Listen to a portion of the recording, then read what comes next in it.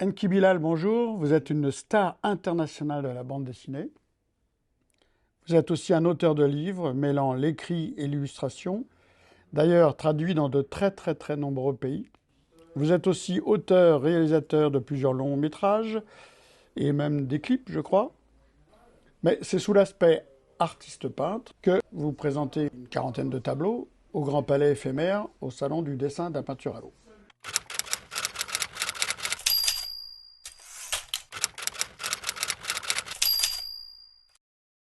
Enki, comment te détermines-tu dans le paysage artistique national et international?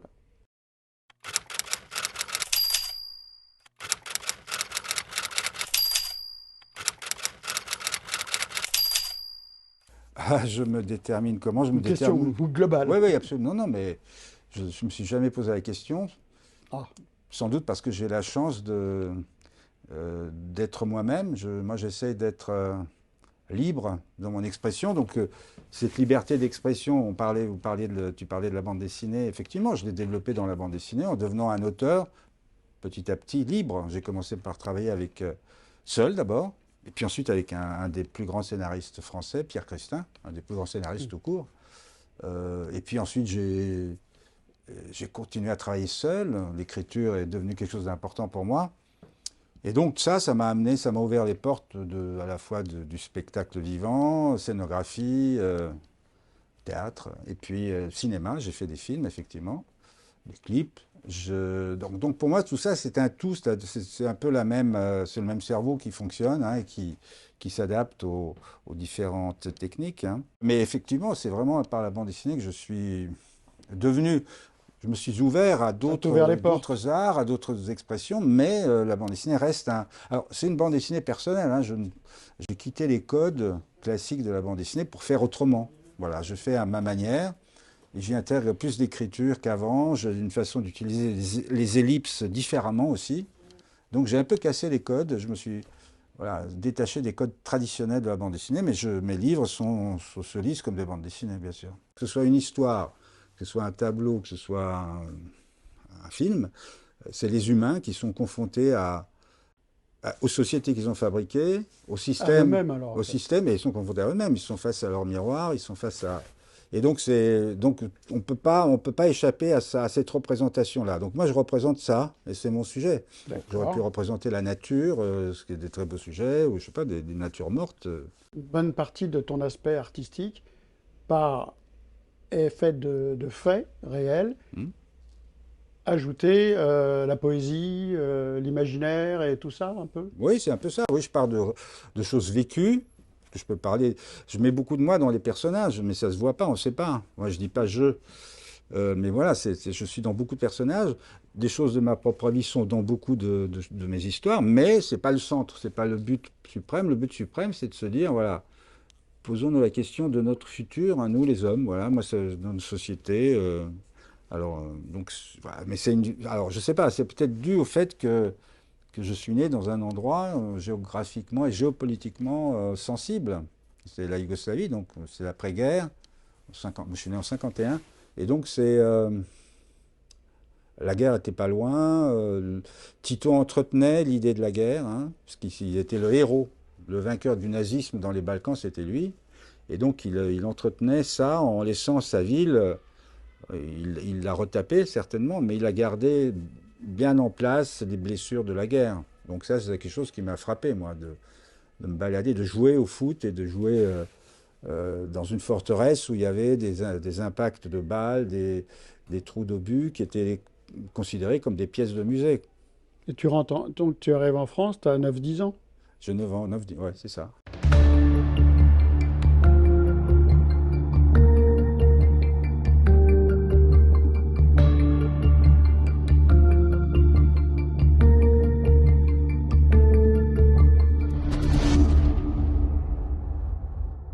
Donc j'arrive en France et je découvre Paris, la grande ville évidemment, et puis je découvre une autre société, une autre culture, une autre langue, hein, très important. J'avais participé à un concours organisé par Pilote. Et puis arrive à un moment donné un télégramme dit premier prix dessin réaliste concours Pilote. Et puis je fais à ce moment-là Le Bol Maudit, la première histoire qui est inspirée de Lovecraft, enfin l'esprit Lovecraftien. Et ça, cette histoire, elle est prise, et ensuite j'en fais d'autres, et puis ensuite je rencontre Pierre Christin, etc. Je travaille aussi pour les pages d'actualité. J'utilise à un moment la hachure, technique héritée de graveur dont Gustave Doré. Je dévorais Gustave Doré, je regardais ses gravures. Donc la manière d'obtenir des dégradés, des volumes, par la technique de la hachure, je fais ça évidemment énormément. Et la couleur me manque. La peinture me manque. Et je ne suis pas, par exemple, il y a des dessinateurs très doués à ce moment-là qui se disent, moi, c'est la ligne claire. Je veux aller vers la ligne claire, c'est-à-dire vraiment dans l'esprit de Hergé ou dans l'esprit de Jacobs. Et moi, je me dis ça, non, c'est pas pour moi. Moi, j'ai besoin de remplir les blancs. Entre ce qu'il y a entre deux traits, j'ai envie de lui donner de la chair, de la matière et du volume. Voilà, donc je commence à travailler la couleur directe, qui sera ma technique pour ensuite faire de la peinture et tout le reste. C'est-à-dire, petit à petit, je me mets dans la position de quelqu'un qui peint des cases, mais en même temps qui raconte une histoire.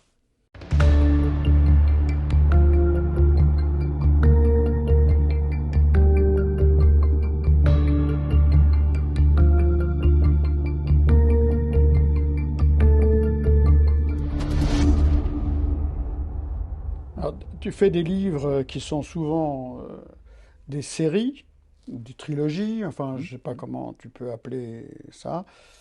Et pour ce qui est des tableaux, J'avais fait un premier film déjà, qui était Bunker Palace Hotel, en 89, qui est sorti en 89. Et là, j'avais un deuxième film, j'avais très envie de faire, donc j'avais écrit, c'est le scénario, etc. Que le film ne se fait pas. Donc, et mon ami galeriste, Christian Desbois, il me dit, bah écoute, fais quelque chose, fais une expo. Et là, ça tombe parfaitement. Je me dis, ouais, très bien, ok. Je vais faire la peinture. Donc je fais des plus grands formats, acrylique, sur toile, sur papier, calque, des calques qui sont mis sur papier teinté avec des réaux de blanc, etc. Bon, bref, du dessin, une espèce de démarche un peu libre comme ça.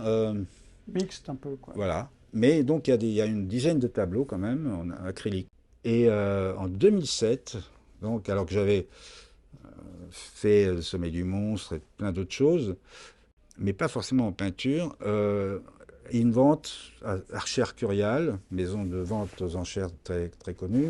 Je vends 32 toiles, 32 illustrations, des petites illustrations, des grandes, des couvertures, des choses comme ça. Très peu de planches de bande dessinée, quasiment pas d'ailleurs. Et la vente a lieu et c'est une révolution, quoi. C'est-à-dire que 35 000, ça devient 170 000.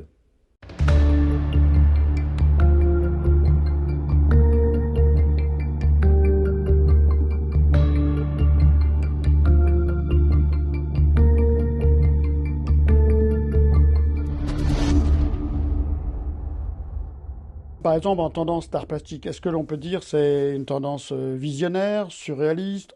Est-ce que c'est de l'anticipation ou autre? Quand on imagine le futur avec la conscience du présent et la mémoire du passé, on est un peu dans une posture de visionnaire. Et justement, en donc parlant ce que je vois, moi, c'est que c'est une conjugaison entre le présent et le passé. Et donc ça me permet, moi, en tant qu'artiste, je me sens parfaitement libre d'imaginer un futur. Dans tout ce que tu as imaginé, écrit, dessiné, peint, filmé, est-ce qu'il t'est rêvé de dire, tiens ça, moi je l'ai écrit ou je l'ai dessiné il y a 20 ans, et ça arrive aujourd'hui?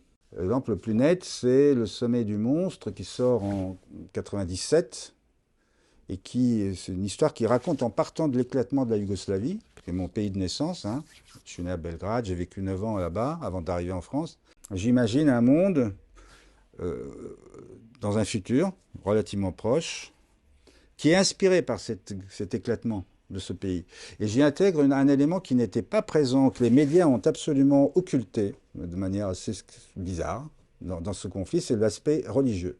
C'est quand même, la Yougoslavie était constituée de plusieurs peuples, différentes origines, croates, serbes, macédoniens, bosniaques, etc. Ça m'a aidé à constituer ce futur où je mêle les trois monothéismes ensemble. Les trois s'unissent pour créer un obscurantisme, pour dominer le monde. Bon.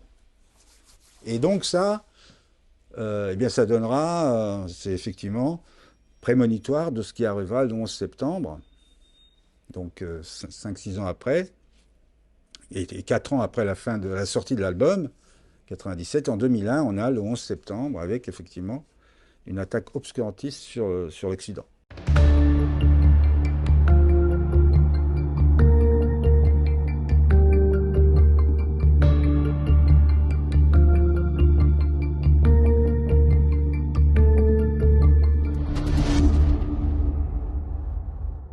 Tu as été invité à une époque au musée du Louvre et dernièrement au musée de l'Homme, de ton vivant, c'est quand même sympa.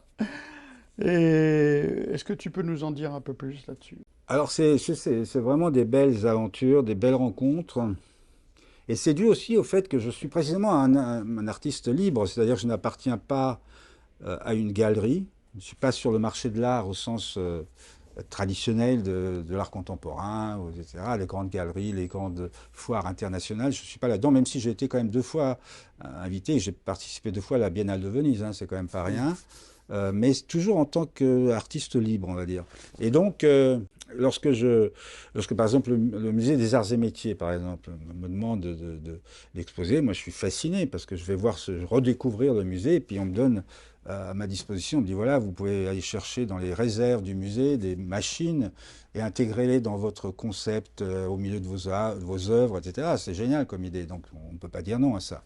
Donc je fais une expo là-bas et ça se passe vraiment bien, je suis très très heureux et les gens, ça se passe super bien.